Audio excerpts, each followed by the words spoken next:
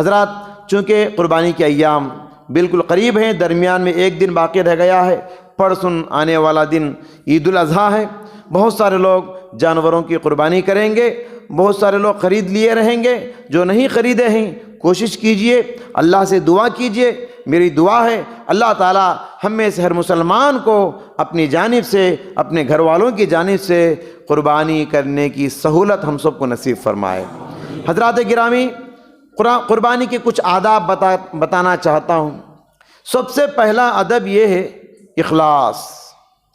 کتنا بھی پیسہ خرچ کر لو، کتنا بھی بڑا جانور خرید لو، اگر دل میں اخلاص نہیں، اللہ کے لیے آپ قربانی نہیں کریں گے، وہ قربانی بیکار ہو جائے گی، رائگاں ہو جائے گی۔ کتنے لوگ ہیں اپنی حیثیت کو بتانے کے لیے بڑے بڑے جانور لاتے ہیں۔ بڑے بڑے جانور کی قربانی کرنا بڑی فضیلت کی بات ہے، لیکن دل کا ارادہ اگر یہ ہو میں دوسروں کو بتاؤں میری حیثیت کیا ہے، میرا مرتبہ کیا ہے، میں کتنا بڑا آدمی ہوں، گلیوں میں لے کر گھومتے پھریں، اس کے گلے میں بعض لوگ تو پھولوں کا ہار، چمکیوں کا ہار ڈال دیتے ہیں اور سب کو نمائش کرتے ہوئے پھرتے رہتے ہیں۔ خبردار، ایسے لوگوں کی قربانی قبول نہیں ہوگی، کیونکہ دکھاوا اس میں شامل ہو رہا ہے۔ لن ینال اللہ لحومها ولا دماؤها ولکن ینالہ التقوی منکم۔ اللہ تبارک و تعالیٰ کو تمہارے جانور کے خون کی ضرورت نہیں، گوشت کی ضرورت نہیں، اللہ کو ضرورت ہے تمہارے دل کے اخلاص اور دل کے تقوی کی۔ لہٰذا قربانی میں ریاکاری سے ہم سب کو پرہیز کرنا ہے، اپنی طاقت کے مطابق جانور کو قربان کرنا ہے۔ اسی طریقے سے جو لوگ قربانی جانور کو ذبح کرتے ہیں، بسم اللہ بولنا نہ بھولیں۔ بسم اللہ جان بوجھ کے اگر آپ چھوڑ دیں گے، جانور ذبح کریں گے لیکن وہ گوشت حرام ہو جائے گا۔ تو لہٰذا ذبح کرنے سے پہلے بسم اللہ اللہ اکبر ضرور کہیں۔ اللہم ھذا منک ولک تقبل منی واہل بیتی۔ ہو سکے تو قربانی جس کی طرف سے ہو رہی ہے اس کا نام لیجئے، آپ نام لے کر میری طرف سے، میری فیملی کی طرف سے میں قربانی کر رہا ہوں، یہ دعائیں پڑھنا چاہیے۔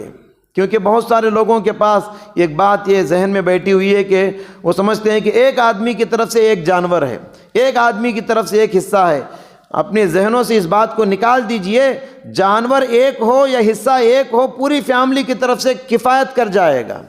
اس لیے آپ کہیں یہ میری طرف سے، اس طرح نہ کہیں میری طرف سے، میری پوری فیملی کی طرف سے۔ بہت سارے لوگ سوالات کرتے رہتے ہیں، دادا کی طرف سے دے رہے ہیں اس سال، باپ کی طرف سے دے رہے ہیں اس سال، ماں کی طرف سے دے رہے ہیں اس سال میری طرف سے، اس سال میرے بیٹے کی طرف سے۔ نہیں، جتنے لوگ آپ کے گھر میں ہیں ساروں کی طرف سے، آپ ایک فیملی کی طرف سے ایک جانور کافی ہو جائے گا۔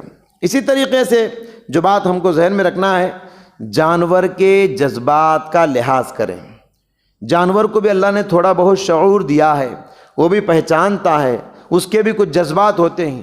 لہٰذا پیارے نبی صلی اللہ علیہ وسلم نے جانور کے سامنے چھری گھسنے، چھری تیز کرنے سے منع فرمایا، جانور کے سامنے جانور کو ذبح کرنے سے منع فرمایا۔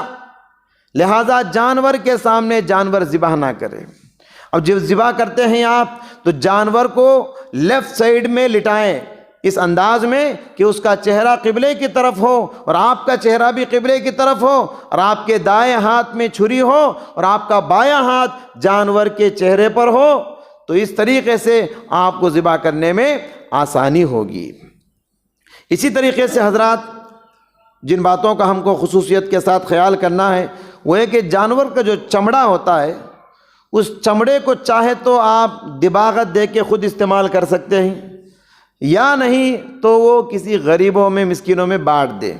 لیکن قصاب کو، جانور کو جو صفائی کرنے والا، گوشت کاٹنے والا، مارنے والا ہے، اس کو اجرت کے طور پہ اس کو نہیں دے سکتے۔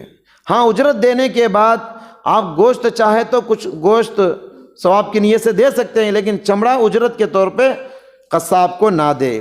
اسی طریقے سے خاص کر ہندوستان کے تناظر میں ہم اس بات کو یاد رکھیں، الطہور شطر الایمان، پاکی صفائی آدھا ایمان ہے۔ لہٰذا پاکی صفائی کا ان دنوں میں خاص کر لحاظ رکھے۔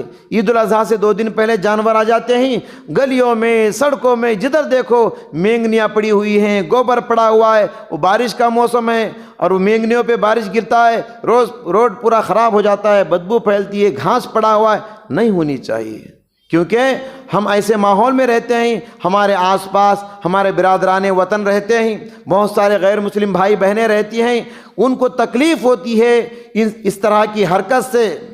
ہم ایسے ملک میں رہتے ہیں جہاں بہت سارے اکثریت یہاں کی غیر مسلموں کی ہے، ہمارے کسی حرکت سے کسی بھائی بہن کو تکلیف نہیں ہونی چاہیے، ہماری عید سے کسی کو تکلیف نہیں ہونی چاہیے۔